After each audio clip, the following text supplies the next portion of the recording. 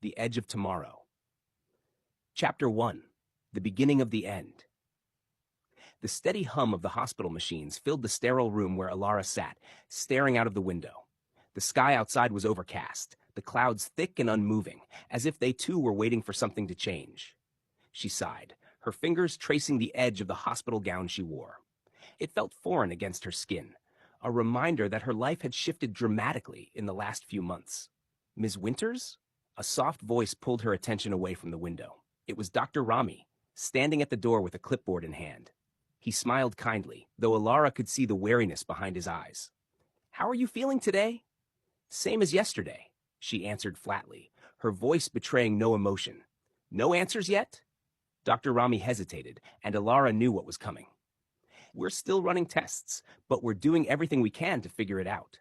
It could take some time." Time. That was what everyone kept saying. But Elara had begun to feel that time was slipping away from her, faster than she could grasp it. The symptoms, fatigue, pain, dizziness, had worsened, leaving her feeling hollow, like a shell of her former self. The doctors, though kind and dedicated, had yet to find a definitive diagnosis. After the doctor left, Elara stood up and walked over to the small desk by the window where her journal lay open. She stared at the half-written page, the words blurring together in her mind. Writing had always been her escape, but now it felt like a burden, a reminder of everything she might never finish. She picked up her pen and scribbled absent-mindedly. "The days draw closer, yet still unclear. Uncertain of what lies ahead, I fear." She stopped. The words came so easily, but they felt so final. Chapter 2. Julian returns.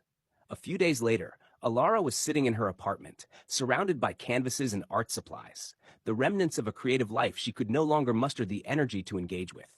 She had become a recluse, avoiding friends and family, retreating into the comfort of solitude. That evening, a knock at the door startled her. She wasn't expecting anyone, and in truth, she wasn't in the mood for company. But when she opened the door, she found herself face to face with Julian. "Elara?" he said softly, his eyes filled with concern. "I came as soon as I heard." She hadn't seen Julian in years, not since they'd ended their relationship in a whirlwind of anger and confusion. But standing before her now, the anger had dissipated, replaced by something else, something tender and familiar. She stepped aside, allowing him to enter. As they sat together, the silence between them stretched, heavy with unspoken words. Finally, Julian broke it. "How bad is it?" he asked, his voice barely above a whisper. Elara shrugged. "They don't know. They keep running tests, but no one has answers." Julian looked at her, his expression unreadable.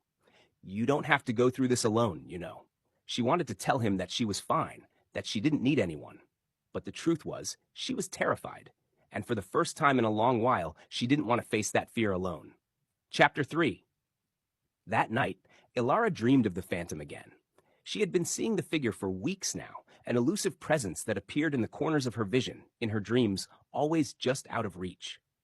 The figure wore a long cloak, its face obscured by shadows, but its eyes, piercing and cold, bore into her, making her feel exposed. In the dream, the phantom stood at the edge of a cliff, overlooking a vast, dark ocean. Elara stood on the other side, the wind whipping through her hair. She wanted to approach the figure, to ask who it was and why it had come for her. But her feet felt rooted to the ground. The phantom's voice was a whisper, carried by the wind. "You're running out of time." Elara woke up with a start, her heart racing.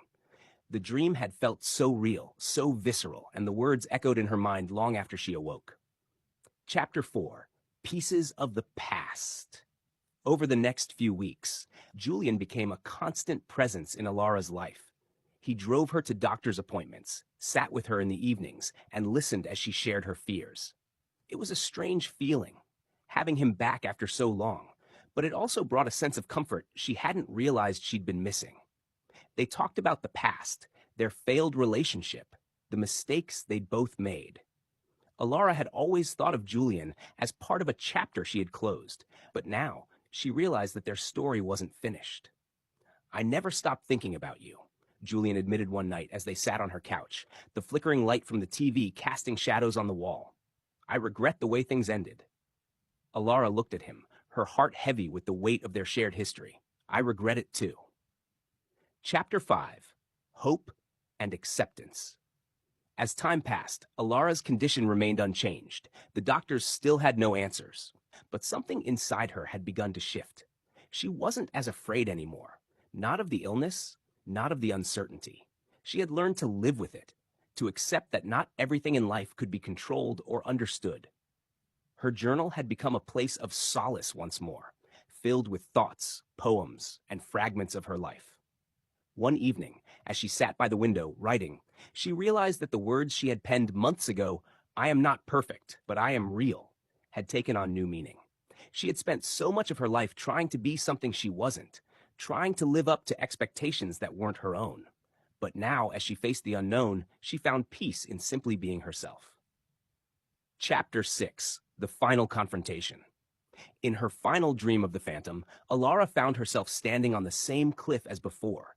But this time, she wasn't afraid. She walked toward the figure, her steps steady and sure. "Who are you?" she asked, her voice clear and unwavering. The Phantom lowered its hood, revealing a face that was eerily familiar.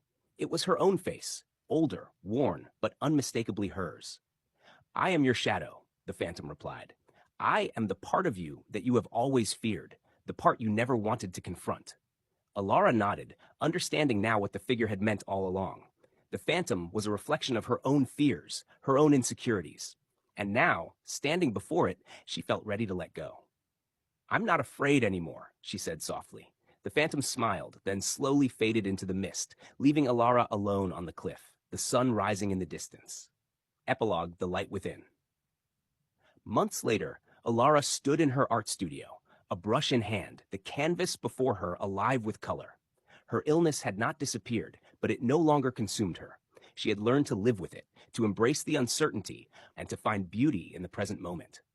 As she painted, the sun streamed through the windows, casting warm light across the room. She smiled to herself, feeling a sense of peace she hadn't known in years. She wasn't perfect. Her life wasn't perfect. But she was real, and in that truth, she had found her freedom. The end.